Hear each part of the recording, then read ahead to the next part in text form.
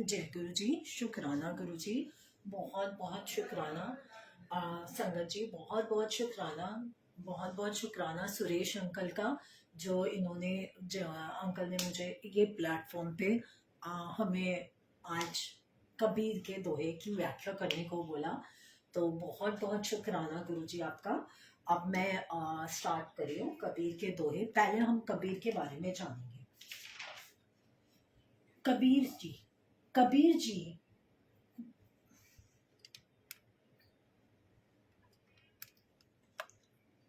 कबीर या भगत कबीर 15वीं शताब्दी के 15वीं सदी के भारतीय रहस्यवादी कवि और संत थे।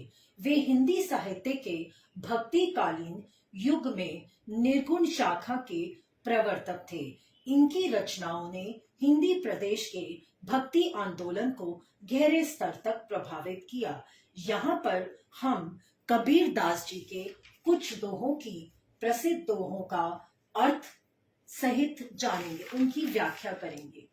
पहला जो दोहा मैं ले रही हूं वो है, ऐसी बाणी बोलिए मन का आपा खोए, औरन को शीतल करे आपो शीतल होए। ऐसी बाणी बोलिए मन का आपा खोए, औरन को शीतल करे आपो शीतल होए। इसका अर्थ है, कबीर दास जी कहते हैं कि इंसान को ऐसी भाषा बोलनी चाहिए जो सुनने वाले के मन को बहुत अच्छी लगे। अर्थात हमें हमेशा सबसे प्यार से बात करनी चाहिए, मीठा बोलना चाहिए, नम्र स्वभाव रखना चाहिए, नम्रता से बोलना चाहिए, विनम्र होकर बोलना चाहिए। ऐसी भाषा जब हम बोलते हैं, विनम्र भाषा या मीठी भाषा, तो ऐसी भाषा बोलने से दूसरे लोगों को सुख पहुंचता है, खुशी होती है, और इसके साथ खुद को भी हमें आनंद होता है, खुद को भी हमें खुशी महसूस होती है कि हमने सबसे अच्छे से बात करी।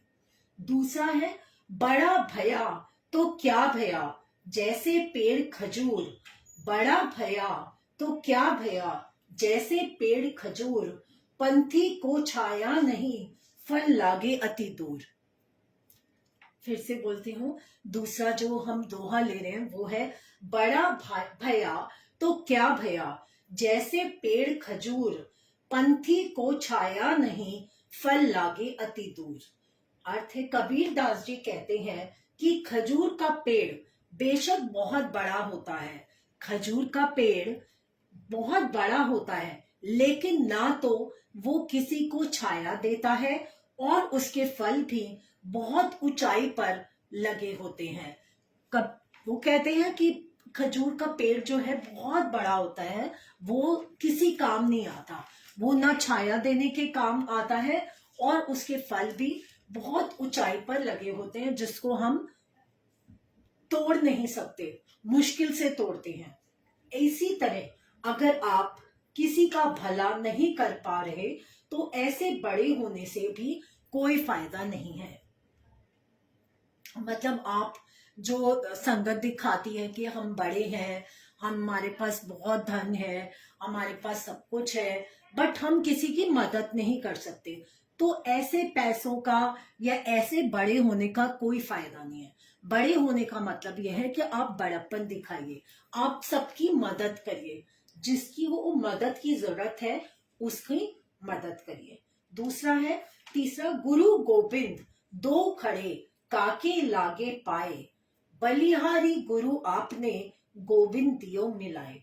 गुरु गोविंद दो खड़े काके लागे पाए, बलिहारी गुरु आपने गोविंद दियो मिलाए। इसका अर्थ है, कबीर दास जी इस दोहे में कहते हैं कि अगर हमारे सामने गुरु और भगवान एक साथ खड़े हों तो आप किसके चरण स्पर्श करेंगे? गुरु कबीर दास जी ये हमसे प्रश्न करते हैं कि अगर हमारे सामने गुरु जी और भगवान जी दोनों ही खड़े हों तो हम सबसे पहले किसके चरण स्पर्श करेंगे?